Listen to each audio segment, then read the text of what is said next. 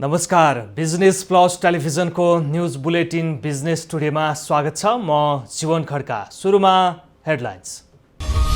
नेपाल विद्युत प्राधिकरणका कार्यकारी निर्देशक कुलमान घिसिङलाई कर्मचारीको बिदाई।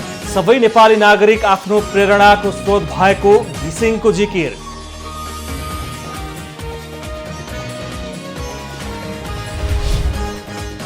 भारतले प्याज निर्यातमा बन्देज लगाएसँगै नेपालमा प्याजको मूल्य बढ्यो। मंगलबार थोक बजारमा प्याजको मूल्य किलोको औसतमा 75 रुपैयाँ। अन्य हरियो तरकारीको मूल्य पनि आकाशिँदै। नेपालमा मंगलबार थप 1459 जनालाई कोरोना संक्रमण पुष्टि। संक्रमितको संख्या 56,788 पुग्यो। कोरोना संक्रमणबाट 371 जनाको ज्यान गयो।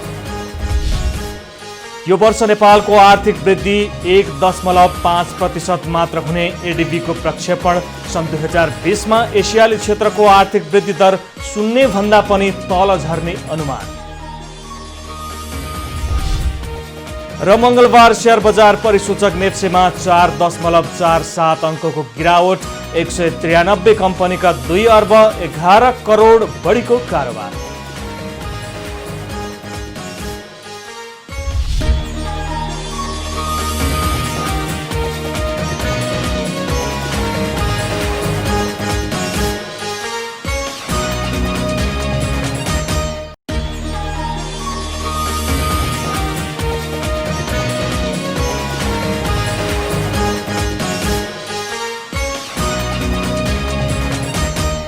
बिजनेस टुडेमा प्राधिकरणमा कुलमानको बिदाई सम्बन्धी समाचार। नेपाल विद्युत प्राधिकरणका कार्यकारी निर्देशक कुलमान घिसिङलाई मंगलबार प्राधिकरणका कर्मचारीहरूले बिदाई गरेका छन्।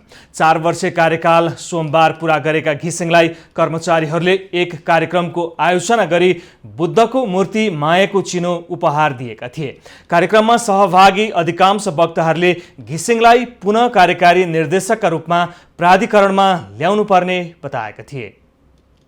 विक्रम सम्वत 2051 सालमा 7औं तहबाट नेपाल विद्युत प्राधिकरणमा प्रवेश गरेका कुलमान घिसिङलाई तत्कालीन सरकारले विक्रम सम्वत 2073 भदौ 29 गते प्राधिकरणको कार्यकारी निर्देशकका रूपमा नियुक्त गरेको थियो। लगभग 18 घण्टासम्मको लोड सेडिङ हटाएर प्राधिकरणलाई 34 अर्ब सञ्चित नोक्सानीबाट 5 अर्बको सञ्चित नाफामा लगेको भन्दै पुनः नियुक्त गर्नुपर्ने आवाज चौतर्फी रूपमा आइरहेको छ। घिसिङलाई पुनः नियुक्ति गर्नुपर्ने आवाज विभिन्न राजनीतिक दलका नेता तथा सामाजिक सञ्जाल मार्फत सर्वसाधारणले आवाज उठाए पनि सरकारले निर्णय लिइसकेको छैन। नेपाल विद्युत प्राधिकरणका कार्यकारी निर्देशक कुलमान घिसिङको 4 वर्षे कार्यकाल गएको सोमबार सकिएको छ। बिदाई कार्यक्रममा घिसिङले आफ्नो कार्यकालमा सबैको साथ र सहयोग पाएको भन्दै सबैलाई धन्यवाद दिनुभएको छ। जहिले पनि यो सामूहिक प्रयासबाट सम्पन्न भएको छ। सम्माननीय प्रधानमन्त्रीज्यूको जुन निर्देशन मार्ग निर्देशनदेखि लिएर माननीय मन्त्रीज्यू सचिवज्यू हाम्रा बोर्डका सदस्यहरू छन्, हामी यहाँ उच्च पदस्थ उपकार्यकारी निर्देशकज्यू हुनुहुन्छ, तपाईँहरू हुनुहुन्छ, सबै कर्मचारीहरूको र पब्लिकको पनि यो जुन किसिमले सपोर्ट छ, त्यो सामूहिक प्रयासले हामीले सफल गरेका छौँ। म एक्लैले मैले काहीँ पनि एक शब्द बोलेको पनि छैन, त्यो सत्य पनि होइन, सबैको प्रयासले मात्रै यो सम्भव।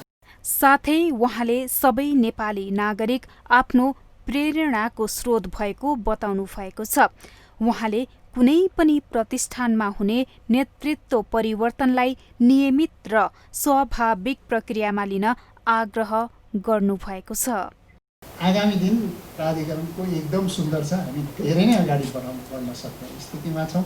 कोभिडको कारणले हामीलाई केही च्यालेन्जहरू थपेको छ, तर आगामी दिन चाहिँ हामीलाई एकदमै सुन्दर छ। अब बिदाईको क्रम त चलिरहन्छ र नेतृत्व चाहिँ माथि आइ नै रहन्छ। यसलाई हामीले सहज रूपमा लिनुपर्छ। प्राधिकरणको नेतृत्वमा कोही आउनु जानु स्वाभाविक प्रक्रिया भएको भन्दै प्राधिकरणको निरन्तर प्रगतिको कामना पनि गर्नुभएको छ। 2051 सालमा 7औं तहको इन्जिनियरबाट प्राधिकरणमा प्रवेश गर्नुभएका घिसिङलाई तत्कालीन ऊर्जा मन्त्री राधा गेवालीले चिलिमे जलविद्युत आयोजनाको प्रमुखबाट हटाएर विद्युत प्राधिकरणमा कामविहीन अवस्थामा राख्नु भएको थियो। तर पछि तत्कालीन ऊर्जा मन्त्री जनार्दन शर्माको पहलमा सरकारले घिसिङलाई प्राधिकरणको कार्यकारी निर्देशक नियुक्त गरेको थियो। आफ्नो 4 वर्षीय कार्यकालमा निकै प्रशंसा कमाउनुभएका कुलमान घिसिङलाई अर्को कार्यकाल पनि प्राधिकरणको नेतृत्व दिन सरकारमाथि जनदबाव बढेको छ। भारत सरकारको निर्यात सम्बन्धी नयाँ नीतिका कारण नेपाली बजारमा प्याजको मूल्य यति बेला ह्वात्तै बढेको छ। प्याजको निर्यात दर घटाउन भारतले न्यूनतम निर्यात मूल्य प्रणाली कार्यान्वयनमा ल्याएपछि त्यसको असर नेपाली बजारमा परेको हो। एक रिपोर्ट।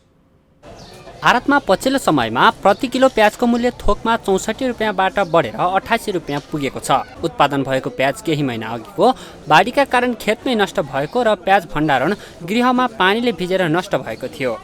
माग अनुसार प्याज नहुँदा भारतमै प्याजको ठूलो अभाव भएपछि सरकारले निर्यातमा अंकुश लगाउन न्यूनतम निर्यात मूल्य तोकेको हो। कालीमाटी तरकारी बजारका प्याजको थोक आयातकर्ता व्यवसायीका अनुसार भारतको यो नीतिका कारण नेपालमा प्याजको मूल्य ह्वात्तै बढेको छ, जसका कारण उपभोक्ताहरू मारमा परेका छन्। अब यो बाहिरबाट अब तरकारी आउन सकेन नि त अहिले, त्यही भएर पनि हुनसक्छ। अब यो लकडाउनले गर्दाखेरि ट्रान्सपोर्टेसन पनि भएको छैन, बाहिरबाट आउने तरकारीहरू पनि यहाँ आउन पाएको छैन, उतै कुहिरहेको छ। त्यही भएर नि अब यहीँ भित्रकै यसलाई युटिलाइज गर्दा चाहिँ महँगेको होला। भाउ चाहिँ यहाँ चाहिँ त्यति धेरै ठिकै रहेछ, तर हाम्रो घर आँगन छेउमा पाइने तरकारी चाहिँ सुन बराबर जस्तै नै बढिरहेछ।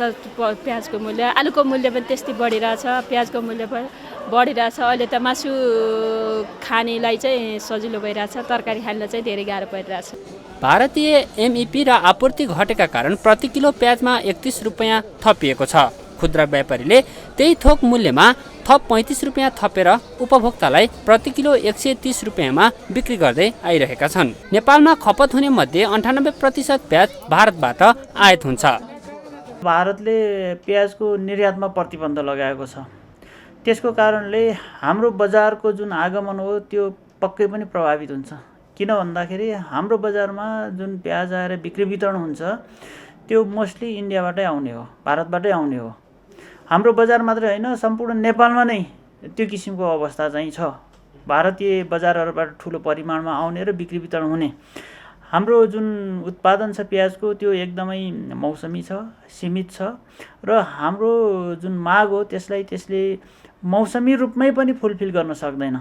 प्याजको अभाव हुँदा अहिले दैनिक रूपमा 4 ट्रकको हाराहारीमा प्याज कालीमाटी तरकारी बजारमा भित्रिने गरेको छ। पहिलो दैनिक 30 ट्रकसम्म प्याज आउने गर्थ्यो। स्वदेशमा उत्पादन भएको प्याज स्थानीय तहमै खपत हुने हुँदा वर्षेनी प्याजको अभाव हुने गरेको छ। हाम्रो आन्तरिक उत्पादन मैले भनिसकेँ, हाम्रो आन्तरिक उत्पादन एकदमै कम छ, मौसमी छ र त्यो भएको उत्पादन पनि विशेषतः स्थानीय स्तरमै खपत हुन्छ र काठमाडौँ उपत्यका जस्तो ठुलो माग भएको क्षेत्रको लागि त्यो उत्पादन यहाँ बजारसम्म पुग्दैन।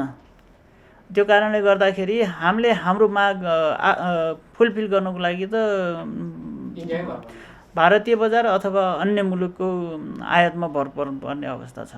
भन्सार विभागको तथ्याङ्क अनुसार आर्थिक वर्षको पहिलो 3 महिनामै भारत र चीनबाट 94 करोड मूल्य बराबरको 4,86,264 किलो प्याज आयात भएको थियो। यसमध्ये भारतबाट 92 करोड 95,52,000 मूल्य बराबरको 2,88,215 र चीनबाट 1 करोड 9,14,000 मूल्य बराबरको 1,98,000 किलो प्याज आयात भएको थियो। वर्षै पछि चाडपर्वको मुखमा आम नेपालीले प्याजको महँगी खेप्दै आइरहेको यो पहिलो पटक भने होइन। यसको प्रमुख कारण हो विदेशी आयातको भर पर्नु। त्यसैले स्वदेशमै प्याजको पुग्ने उत्पादन गर्न सके वर्षौंदेखि भोग्दै आएको प्याजको महँगी खेप्न पर्दैन थियो कि? बिजनेस टुडेमा पालो भएको छ ब्रेकको।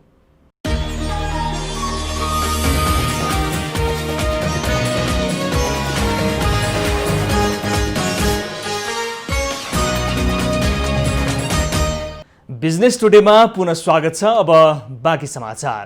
नेपालमा मङ्गलबार थप 1459 जनालाई कोरोना संक्रमण पुष्टि भएको छ। यसअघि नेपालमा कोरोना संक्रमितको संख्या 56,788 पुगेको छ। विगत 24 घण्टाको अवधिमा थप 11 जनाको मृत्यु भएको स्वास्थ्य तथा जनसङ्ख्या मन्त्रालयले जनाएको छ। यसअघि नेपालमा कोरोना संक्रमणबाट मृत्यु हुनेको संख्या 371 पुगेको छ। हाल क्वारेन्टिनमा 7,250 जना रहेका छन् भने होम आइसोलेसनमा 7,640 रहेका छन्। त्यसैगरी संस्थागत आइसोलेसनमा 8,139 जना रहेका छन्। देशका विभिन्न अस्पतालमा कोरोना संक्रमितका 28 जना बिरामीको चिकित्सकको निगरानीमा भेन्टिलेटरमा उपचार भइरहेको छ। त्यस्तै आइसियुमा रहेका बिरामीको संख्या 174 जना रहेको छ। मङ्गलबारसम्ममा कुल डिस्चार्ज हुनेको संख्या 40,638 जना रहेका छन्। विगत 24 घण्टामा डिस्चार्ज हुनेको संख्या 1062 जना रहेको छ। पछिल्लो 24 घण्टामा काठमाडौँ उपत्यकामा 676 कोरोना संक्रमित थपिएका छन् भने 5 जनाको मृत्यु भएको छ।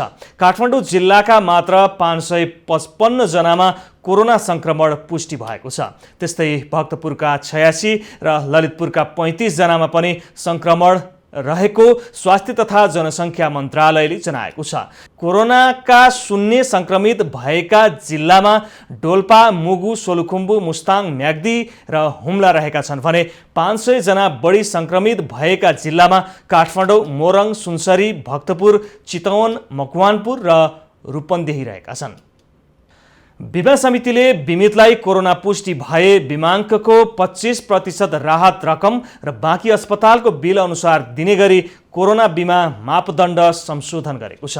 समितिका अध्यक्ष चिरञ्जीवी चापागाईले कोरोना बिमा गरेका बिमितले पिसिआर गर्दा संक्रमण पुष्टि भएपछि होम आइसोलेसनमा बसेको अवस्थामा बिमाङ्क रकमको 25% भुक्तानी दिने व्यवस्था गरिएको बताउनुभयो। त्यसबाहेक अस्पतालमा बस्नु परेको खण्डमा भने राहत रकमसहित बिल भरपाईको आधारमा थप 75% सम्म भुक्तानी दिइनेछ। चापागाईले भदौ 28 गतेसम्मका बिमितको हकमा पुरानै व्यवस्था लागू हुने र भदौ 29 गतेपछि बिमा गरेका बिमितको लागि मात्रै यो व्यवस्था लागू हुने पनि स्पष्ट पार्नुभयो।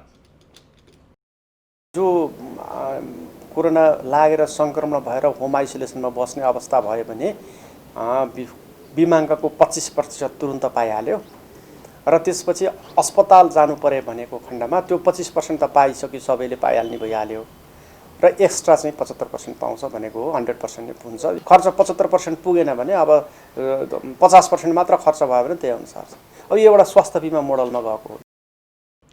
त्यस्तै समितिले नेपाल सरकार स्वास्थ्य तथा जनसङ्ख्या मन्त्रालयले अनुमति दिएका प्रयोगशालाबाट पिसिआर परीक्षण गर्दा कोरोना संक्रमण पुष्टि भए बिमाङ्क रकम भुक्तानी गर्ने व्यवस्था गरेको जनाएको छ। अध्यक्ष चापागाईले पछिल्लो समय संक्रमण पुष्टि हुनेहरूको संख्या पनि बढ्दै गएको र विभिन्न विज्ञहरूको सुझावका आधारमा बिमा मापदण्ड संशोधन गरी समय सापेक्ष बनाइएको बताउनुभयो। संशोधित व्यवस्था अनुसार बिमितले 1 लाख रुपैयाँको बिमा गरेको व्यक्तिमा कोरोना संक्रमण पुष्टि भए राहत स्वरूप 25,000 रुपैयाँ पाउनेछ। तर अस्पतालको आइसोलेसनमा बसेको अवस्थामा बिल भरपाई पेश गरेको खण्डमा थप 75,000 रुपैयाँसम्म भुक्तानी हुनेछ।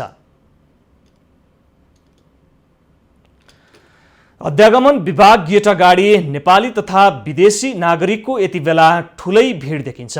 यो दृश्य हाम्रा लागि नौलो दृश्य पनि हो। अध्यागमन विभागमा यस्तो भिड खासै देखिँदैन थियो। त्यहाँ देखिएका सबै नेपाली तथा विदेशी नागरिक भिसा अनुमतिका लागि लाइन लागेका हुन्। अध्यागमन विभागमा गेट अगाडि नेपाली तथा विदेशी नागरिकको यति बेला ठुलै भिड देखिन्छ। यो दृश्य हाम्रा लागि नौलो दृश्य पनि हो। अध्यागमन विभागमा यस्तो भिड खासै देखिँदैन थियो। यहाँ देखिएका सबै नेपाली तथा विदेशी नागरिक भिसा अनुमतिको लागि लाइन लागेका हुन्। चैत्र 11 गतेदेखि भएको लकडाउनका कारण नेपालमा रोकिएका विदेशी नागरिक भिसा अनुमतिको लागि अध्यागमन विभागमा पुगेको देखिन्छ। कोरोना भाइरसको महामारीका कारण लामो समयदेखि रोकिएको अन्तर्राष्ट्रिय उडान नियमित रूपमा सुचारू हुने भएपछि यहाँ यसरी नै लाइन लाग्न थालेको हो। कोरोना भाइरसको यो आतंकमा यहाँ लाइन लागेका मानिसहरूले न त सामाजिक दूरी कायम गरेको देखिन्छ न त त्यसको लागि कसैले चासो नै दिएको देखिन्छ। कतिपय पर्यटकहरू अब यो अहिले चाहिँ खास गरेर के भने कसैको भिसा चाहिँ फेरि यो बिचमा सकिनेहरूको चाहिँ 15 दिनभित्र नवीकरण गर्ने भनेर हामीले भनेका थियौँ। त्यो कारणले गर्दा र यो हिजो खोलेको हुनाले 1-2 दिन अलि बढी चाप पर्यो। फेरि यो त नर्मल त अब मलाई लाग्छ यो आज भोलिसम्म होला, त्यसपछि नर्मल हुन्छ। तर त्यो भिड नहोस् भनेर हामीले एकदमै अब 15 दिनसम्मको समय दिएको जति थप्नलाई पनि, र फेरि जानेहरूका हकमा एयरपोर्टबाटै पनि नवीकरण गर्दैन अप्सन पनि हामीले दिएका छौँ। तर त्यति अप्सन दिँदै पनि अब मानिसहरू कति वेबसाइटहरू नहेर्ने, सूचना नहेर्ने, अब आइसके मान्छेहरू यहाँ आउने अवस्था चाहिँ छ। अहिले अलिकति 2-3 दिनलाई अलिकति मान्छेहरू धेरै आए।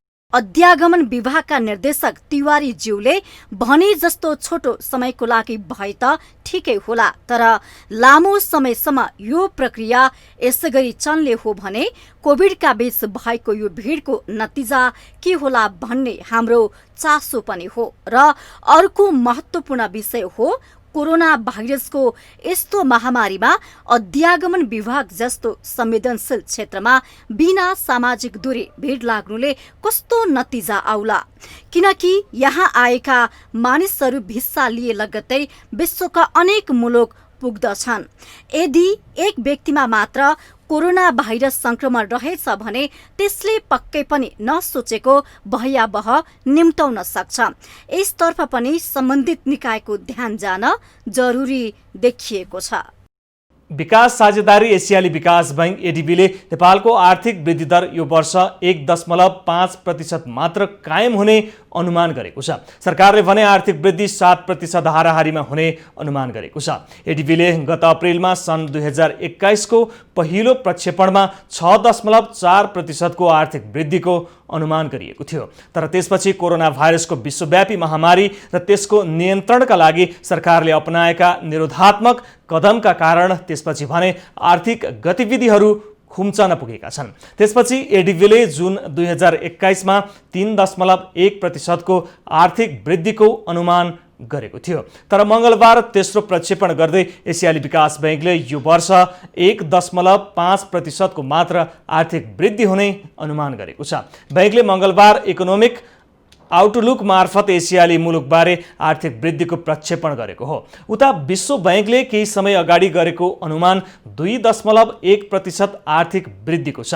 यी दुई निकायले गरेको अनुमान सरकारको लक्ष्यभन्दा निकै कम पाइएको छ।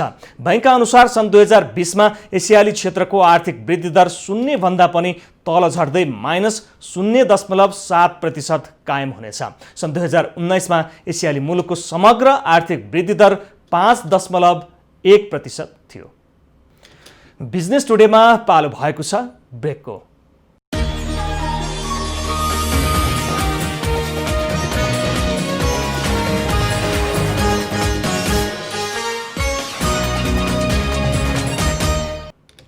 बिजनेस टुडेमा पुनः स्वागत छ। अब बाँकी समाचार।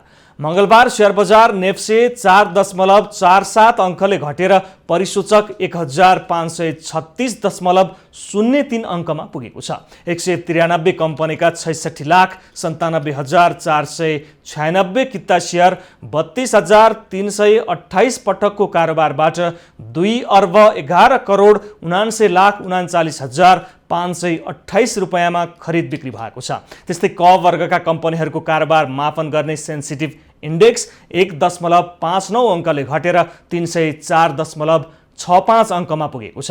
मंगलबार कारोबार भएका 12 मध्ये 9वटा समूहको सूचक भने ओह्रालो लागेको छ। होटल, जीवन बीमा र म्युचुअल फन्ड समूह बाहेक कारोबार भएका सबै समूहको सूचक ओह्रालो लागेको हो। मंगलबार नेपाल पुनर्बीमा कम्पनीको सबैभन्दा बढीको कारोबार भएको छ। नेपाली बजारमा मंगलबार पनि सुनको मूल्य बढेको छ। मंगलबार सुन प्रति तोला 600 रुपैयाँले बढेर तोलाको 97,500 रुपैयाँ पुगेको छ। सोमबार चाँदी तोलामा 400 ले बढेर 96,900 रुपैयाँमा कारोबार भएको थियो। त्यसैगरी मंगलबार तेजाबी सुन भने तोलाको 97,000 रुपैयाँ कायम गरिएको नेपाल सुन चाँदी व्यवसायी महासंघले जनाएको छ। सोमबार तेजाबी सुन तोलाको 96,400 रुपैयाँमा कारोबार भएको थियो। त्यसैगरी सोमबार 1320 रुपियाँमा कारोबार भएको चाँदी भने मङ्गलबार तोलामा 20 रुपियाँ बढेर 1340 रुपियाँ निर्धारण गरिएको नेपाल सुन चाँदी व्यवसायी महासङ्घले जनाएको छ। लामो समयको बन्दाबन्दीमा जनजीवनदेखि मुलुकको अर्थतन्त्र समेत प्रभावित बनेको छ। बन्दाबन्दीको समयमा यो क्षेत्रमा करोडौँको नोक्सानी हुँदै गएको छ, जसको कारणले पुष्प व्यवसायीले मानसिक सन्तुलन समेत गुमाएको अवस्था छ। कोरोनाको संक्रमण रोकथामका लागि गरिएको बन्दाबन्दीमा पुष्प क्षेत्रले दैनिक करोडौँको नोक्सानी बेहोर्दै आएको छ। बजारमा फूलको माग नहुँदा उत्पादित फूललाई खाल्डो खनेर गाडिएको छ। आफ्नै मुलुकमा गरी खाउँ भनेर जग्गा भाडामा लिएर पुष्प खेती गरेका पुष्प व्यवसायीलाई अहिले बैंकको ऋण तिर्न समेत गाह्रो भएको छ। अब नेपाली किसानहरूले उत्पादन गरेका फूलहरू चाहिँ बारीमै सड्ने, होइन, बजारमा जान नसक्ने, अनि त्यस पछाडि चाहिँ तपाईँको चाहिँ नि इन्डियाबाट चाहिँ निर्वाध रूपमा चाहिँ तपाईँको बिना चाहिँ तपाईँको के अरे इम्पोर्ट पर्मिट, बिना तपाईँको फाइटो सेनिटरी चाहिँ नि बिना चाहिँ तपाईँको चाहिँ त्यसको चाहिँ नि मतलब अरू प्रोसेसहरू जस्तो चाहिँ तपाईँको कुनै वस्तु आयात गर्नको लागि चाहिँ तपाईँको चाहिँ नि विभिन्न प्रक्रियाहरू छन्। त्यहाँ ती प्रक्रियाहरू बिनै चाहिँ तपाईँको चाहिँ नि काठमाडौँबाट ललितपुर चाहिँ नि निर्यात गरेको जस्तो, ललितपुरबाट काठमाडौँमा आयात गरेको जस्तो वातावरणमा चाहिँ नि निर्वाध रूपमा आइरहेको छ। भारतीय व्यापारी छन्। मौद्रिक नीतिले पनि लगानीलाई मध्यनजर नगरेको अध्यक्ष श्रेष्ठको भनाइ छ। साथै मौद्रिक नीतिमा आएको छुटले व्यवसाय बच्न नसक्ने उहाँले बताउनुभयो। व्यवसायलाई बचाउनको लागि चाहिँ नि गर्ने कुनै पनि कार्यक्रमहरू नीति तथा कार्यक्रममा पनि नआएको स्थिति छ र चाहिँ तपाईँको यता चाहिँ तपाईँको पुनर्कर्जाका चाहिँ तपाईँको मौद्रिक नीतिहरू आए पुष्प व्यवसायलाई समेट्ने, तर ती पुष्प व्यवसायलाई चाहिँ नि समेट्ने खालको, पुष्प व्यवसायलाई चाहिँ सुविधा पुग्ने खालको चाहिँ तपाईँको ती पुनर्कर्जा र मौद्रिक नीतिमा पनि चाहिँ नि व्यवस्था हामीले चाहिँ नि पाएका छैनौँ। स्वदेशी फूलले बजारमा स्थान पाउन नसकेको अध्यक्षको भनाइ छ। अहिले पनि बजारमा भारतीय फूल बिक्रीका लागि राखिएको छ। आफ्नो उत्पादन बारीमा कुहिने तर विदेशी फूल आयात हुँदै आएकोमा आयात प्रतिस्थापन गर्न गाह्रो हुने अध्यक्षले बताउनुभयो। अब कतिपय व्यवसायले उत्पादन गरिरहेको पनि छ। यतिखेर तपाईँको सयपत्रीको मालाको कुरा गर्दाखेरि तपाईँको अब चाहिँ तिहार दसैँ तिहार आउँदैछन्। अब नेपालीहरूले चाहिँ जस्तोसुकै परिस्थितिमा पनि यो जुन चाडपर्व मान्नु छोड्दैनन्। त्यस कारणले गर्दाखेरि चाहिँ सयपत्रीको चाहिँ फुलहरू चाहिँ हामीले उत्पादनको गर्नको लागि चाहिँ हाम्रो व्यवसायलाई हामीले चाहिँ अवेर गरिरहेको स्थिति छ। यद्यपि यो हुँदाहुँदै पनि तपाईँको अहिले यतिखेर तपाईँको चाहिँ नि यो सानो मतलब सामान्य खुला बजार हुँदाखेरि पनि तपाईँको निर्वाध रूपमा चाहिँ तपाईँको इन्डियाबाट चाहिँ तपाईँको सयपत्रीको माला चाहिँ आएर चाहिँ हाम्रो देशका चाहिँ नि विभिन्न चाहिँ सहरमा भएका शक्तिपीठहरूको अगाडि चाहिँ तपाईँको चाहिँ नि इन्डियन मालाहरू चाहिँ झुन्डिन आइपुगेको देखिरहेका छौँ हामीले। यस्तो विषम परिस्थितिमा पनि स्वदेशी उत्पादनले स्थान नपाउनु दुःखद कुरा हो। सरकारले आयात प्रतिस्थापन गर्ने, निर्यातलाई प्रोत्साहन गर्ने भनिरहँदा यो पुष्प एउटा उदाहरण मात्र हो जसले बजारमा स्थान पाउन सकेन र बारीमा खाल्डो खनेर गाडिएको छ। खोइ सरकारको नीति नियम कार्यान्वयन हुन कुनै साइटको आवश्यकता पर्छ र? व्यवसायीहरूले कोरोनाका कारण केरुङ नाकामा 1000 भन्दा बढी कन्टेनर रोकिएको भन्दै त्यसलाई नेपाल ल्याउन पहल गरिदिन सरकारसँग माग गरेका छन्। नेपाल राष्ट्रिय व्यवसायी महासंघमा आबद्ध व्यवसायीहरूले मङ्गलबार उद्योग वाणिज्य तथा आपूर्ति मन्त्री लेखराज भट्टसहित मन्त्रालयका अधिकारीहरूलाई भेटेर केरुङ नाकामा रोकिएर बसेका मालवस्तु सहितका कन्टेनर ल्याउने व्यवस्था मिलाइदिन आग्रह गरेका हुन्। महासंघका अध्यक्ष नरेश कटुवालले केरुङ नाकामा 10 महिनादेखि मालवस्तु रोकिएर बसेको भन्दै छिटोभन्दा छिटो कूटनीतिक पहल गरी नेपाल ल्याउने व्यवस्था मिलाइदिन मन्त्री भट्ट समक्ष माग गरिएको जानकारी दिनुभयो। त्यस्तै लकडाउनका कारण लामो समयसम्म पसल बन्द गर्नुपर्ने अवस्था हुँदा व्यवसायीहरूसँग बैंकको ब्याजदर र घर भाडा तिर्न सक्ने क्षमता समेत नभएकोले थप समय गर्ने व्यवस्था मिलाइदिन समेत व्यवसायीहरूले माग गरेका छन्। अवधिभरको बैंक तथा सहकारी पनि हामीले जोडेका छौँ। संस्थाहरूको ब्याज दरहरू विशेष छुटहरू प्राप्त गर्नुपर्छ, पाउनुपर्छ भनेर राखेका छौँ। 3 नम्बरमा चाहिँ सोही अवधिभरको यो व्यावसायिक घरभाडाहरू, औद्योगिक घरभाडाहरू अब तिर्न सक्ने स्थिति छैन। त्यस कारणले अति नाजुक भएको स्थिति भएको हुनाले यो ब्याङ्कको ब्याज र घरभाडा चाहिँ अब सरकारको तर्फबाट कति सकिन्छ, कुन एङ्गलबाट सकिन्छ, कुन हिसाब किताबबाट सकिन्छ, यो चाहिँ राहत हुनु पर्यो, हामीले राहत पाउनु पर्यो।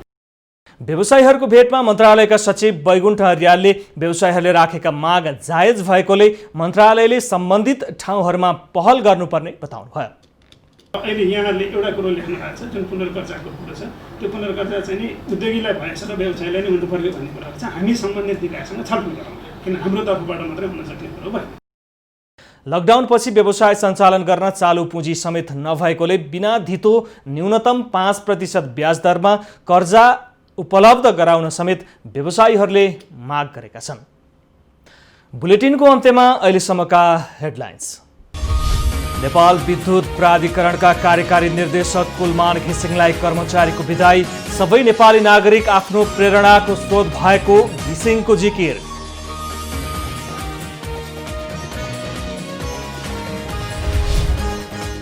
भारतले प्याज निर्यातमा बन्देज लगाएसँगै नेपालमा प्याजको मूल्य बढ्यो। मंगलबार थोक बजारमा प्याजको मूल्य किलोको औसतमा 75 रुपैयाँ। अन्य हरियो तरकारीको मूल्य पनि आकाशिँदै। नेपालमा मंगलबार थप 1459 जनालाई कोरोना संक्रमण पुष्टि। संक्रमितको संख्या 56,788 पुग्यो। कोरोना संक्रमणबाट 371 जनाको ज्यान गयो। यो वर्ष नेपालको आर्थिक वृद्धि 1.5% मात्र हुने एडीबीको प्रक्षेपण। सन् 2020 मा एसियाली क्षेत्रको आर्थिक वृद्धि दर 0 भन्दा पनि तल झर्ने अनुमान। र मंगलबार शेयर बजार परिसूचक नेप्सेमा 4.47 अङ्कको गिरावट। 193 कम्पनीका 2 अर्ब 11 करोड बढीको कारोबार।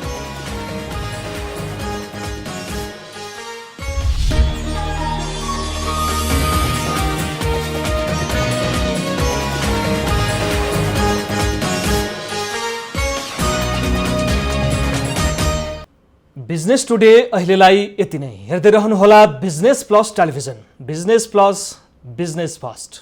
नमस्ते।